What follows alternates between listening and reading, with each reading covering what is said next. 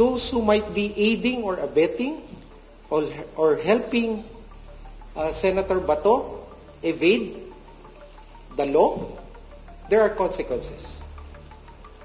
Alam natin na sa panuntunan ng rule of law may pananagutan. Yung nagtago, hindi lamang po sa sa mata ng batas ng Pilipinas, pati rin po sa batas ng ICC. Secretary, a word of warning po. Baka po may gusto kayong sabihin to those who might help him evade justice or escape from Yes, this is precisely the call. No?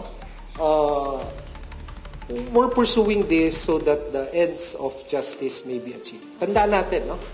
May biktima to.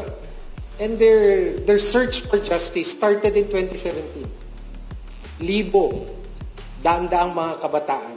Mga toddlers, di ba? You give a full account of all this, yung mga namatay na Pilipino. Yung mga kababayan natin na naghahanap ng katarungan. Ngayon, patay na sila eh. Hindi na sila pwedeng kumuha ng abogado.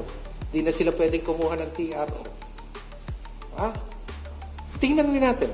Let's paghahanap na obligasyon ng gobyerno. Ang obligasyon ng gobyerno, alalayan, tulungan, para yung sinasaliksik nila at hinahanap na katarungan makamit. At ito po, ang pag-aaresto kay Senator Bato ay bahagi nito.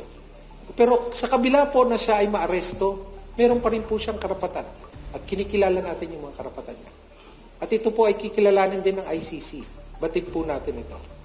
Kaya po sa ating lahat, no? Ang sa akin din pong pakiusap, those who might be aiding or abetting or helping Senator Bato evade the law, there are consequences. Alam natin na sa panuntunan ng rule of law may pananagutan. Yung nagtago, hindi lamang po sa sa mata ng batas ng Pilipinas, pati rin po sa batas ng ICC. Kasi dahil siya isang validly issued arrest warrant, di ba, ng ICC, meron din po mga panuntunan. Hindi ho ako law expert ng ICC. Hindi na naman tayo.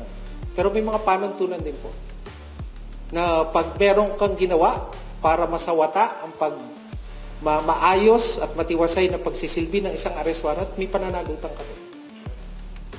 Diba? Kaya nananawagan po tayo. We need a closure on this one.